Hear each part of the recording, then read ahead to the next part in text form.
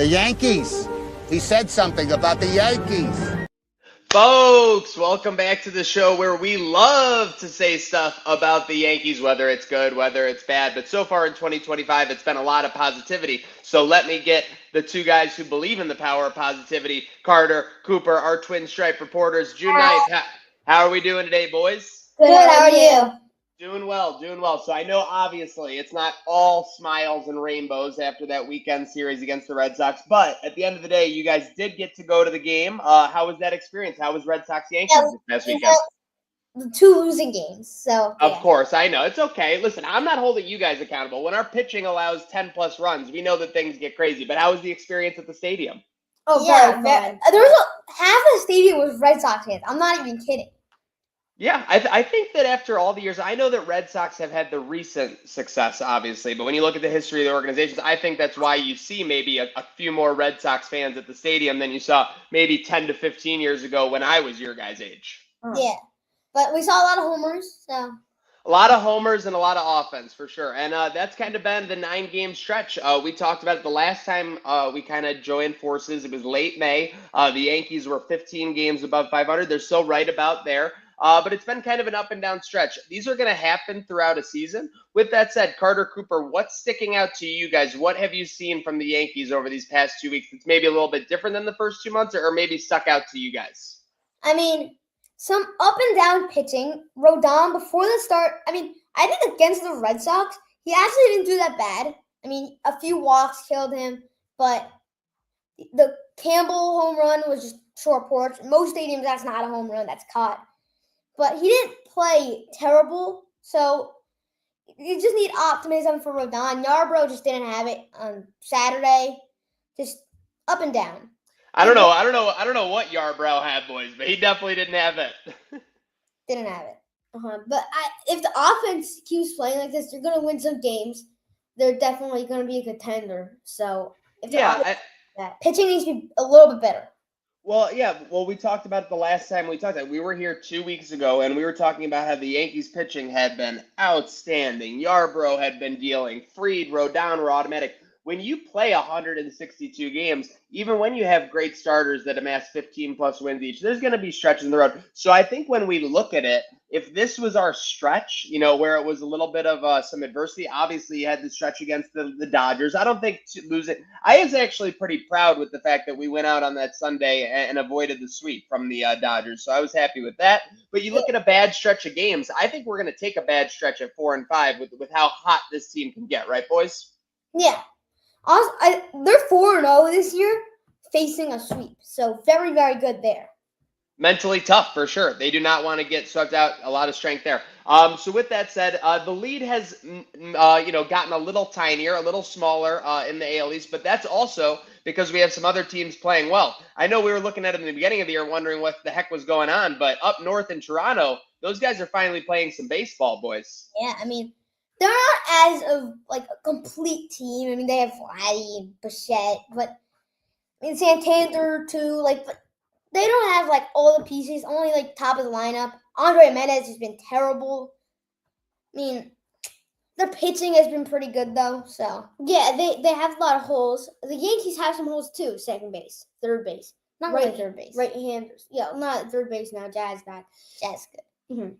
But second base, right-handers. Every team has some holes, but I have to say the Blue Jays have too much. Yeah, I think that they've been able to ride a nice stretch of games, but Vladdy, Springer has been very hot. I don't know if Springer is back to his normal self or if this is just kind of a flash in the pan, because like we said, it's a long season. But yeah, it'll be interesting to see. We do have a stretch of games coming up, not playing either of the division rivals that we're close with. We're playing the Red Sox and the Orioles. So that is a good stretch of games. Division games are never easy. We know that, boys. You guys are even old enough to know that. But that's a great spot to actually get some room. The B-Wolf B-Wolf says Rafi owns the Yankees. I'm sorry, B-Wolf. This isn't a show where we're going to address those comments. And Rafi, unfortunately, let's face it, he's lost a step or two over the years.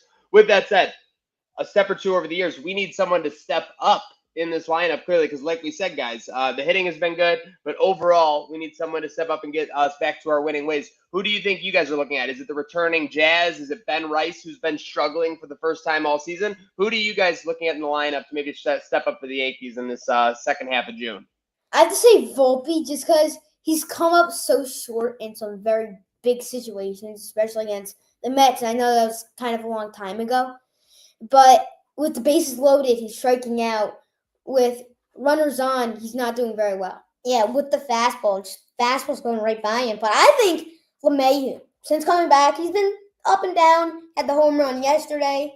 But, I mean, he needs to be the old LeMahieu, like 2020, 2019 LeMahieu. Yeah, but LeMahieu had another homer last night. He's already the same he had last season. I mean, he's been pretty good. I have to say. I feel like consistent the whole year. 100%. I don't think we're ever going to get back the 300 average hitting DJ LeMahieu, but maybe he's a spot where, like, I know you guys might not be old enough to remember this, but when Ichiro was kind of going down the tail end of his career, he started hitting a couple more home runs because he was just swinging for the fences a little bit more instead of trying to make that heavy contact. Maybe that's something LeMahieu can offer this lineup in a veteran role. I know it's being a little bit hard on him, but Ben Rice, I want to see from Ben Rice that he can struggle a little bit and get back to his like quality play and everything like that. He had a great first 2 months. It's been a little bit tough the last 2 weeks, but I'm looking forward to seeing how he can bounce back. Speaking of bouncing back, finally bouncing into the lineup. Hopefully, we're waiting news on this, but starting a rehab assignment, unless your guys' sources in Trenton have told you anything. But what are your thoughts on Giancarlo getting back to lineup? What's your mindset there? For me, it's slow and steady because we need this guy come October. Yeah, so we go to a lot of Somerset Patriots games all the time. We hope that he rehabs there. Yeah, we sit close to the dugout. Yeah, it'd be kind of cool to see Giancarlo. We saw Jazz there recently. That was really fun. I mean, it would be fun seeing Stanton. I heard he's a really nice guy. But Stanton, he is a righty bat. The Yankees don't have a lot of righty bats, and they need one. Stanton, slow and steady, as you said. I mean, they need him. Slow. They can't have him be injured for the playoffs. He's Mr. October. Yeah, no, I agree. Like in October, obviously you want your lineup to get high, but the ability to hit one home run can change a game. And as far as hitting one home run and one at bat, he's one of what? You would still say when he's healthy, he's still a top 10, top 15 guy in that regard for sure. So getting him back to lineup's big. He was hurt last year and still hit 27 home runs. Yeah. Seriously. It's really a lot though.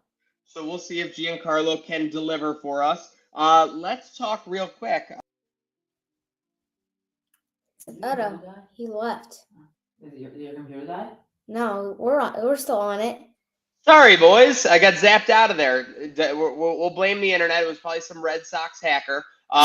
Before we get to the trivia, which I know we're looking forward to, you guys had the privilege of being in the press box this past week. How was that experience? And did you learn anything? What was it like? Yeah, I mean, Carson Sabathia, son of CeCe Sabathia, and Jaden Sheffield, son of Gary Sheffield. How can you forget that? They're playing for the Trenton Thunder. It's really cool to see them. There's a lot of good players there. There's the high schooler. I think his name is McGill Sime. He throws a fastball 102 miles per hour. He's a high schooler. He's going to LSU. So it was really cool sitting there. I mean, we just got do a lot of media stuff.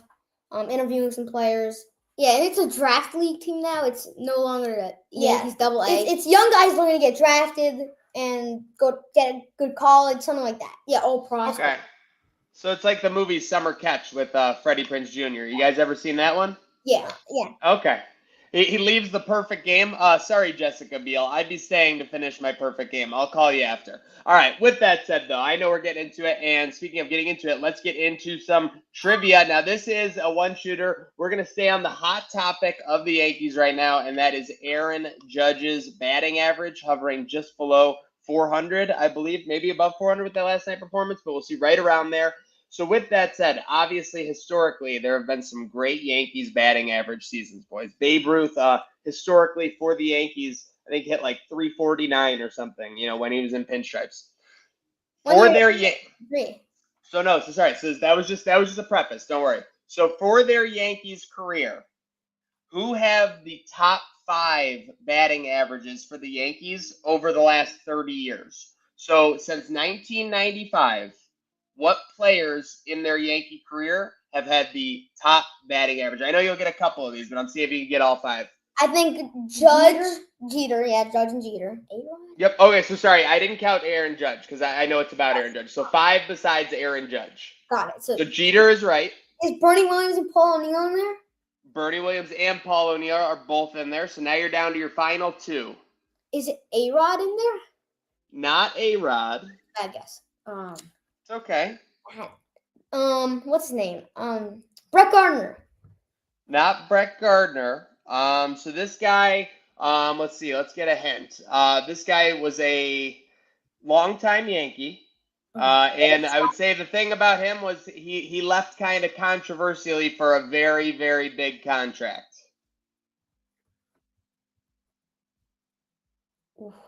Oh, Juan Soto. Oh. No, not one. So sorry, 1 year didn't count it 1 year. But Is Jorge Posada in there? Jorge Posada not in there, but you're right in the era. You're right in thinking in the right era. This guy, you said we have a hole currently at this position.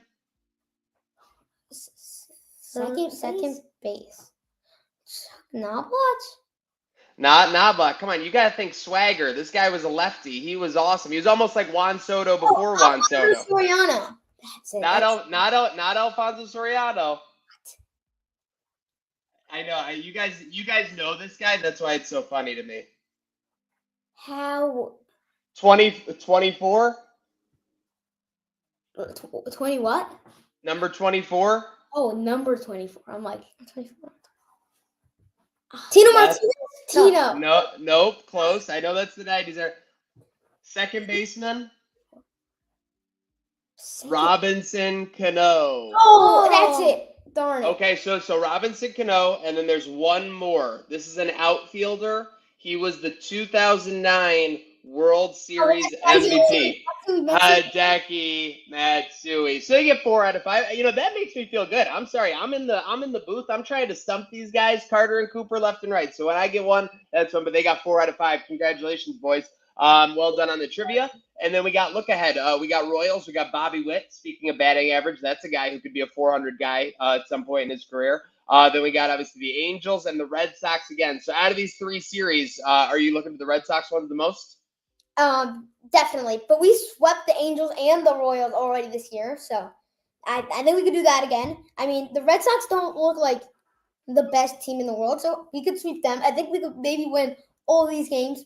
Probably not. If they win all these games, I think I want them 7-2 during this stretch. Listen, I don't have to tell you boys. 2-1 in a series is a big win. Just keep stacking 2-1s. For sure. I think, is the Twin Stripe Reporters scout line beeping right there? They might have some inside info on Giancarlo Stanton. But stay tuned for future weeks. Any final thoughts before we sign off here, boys? We're going to the Angels series, so. Okay, going to the Angels series. So if you're at the stadium, be a lookout for the 2 top reporters in the Yankees business, Carter and Cooper, the Twin Stripe Reporters. I'm Maniac here over on Trainer Sports. You know that this is Bronx Bomber Banter, the show where we love when the Yankees win! The Yankees win!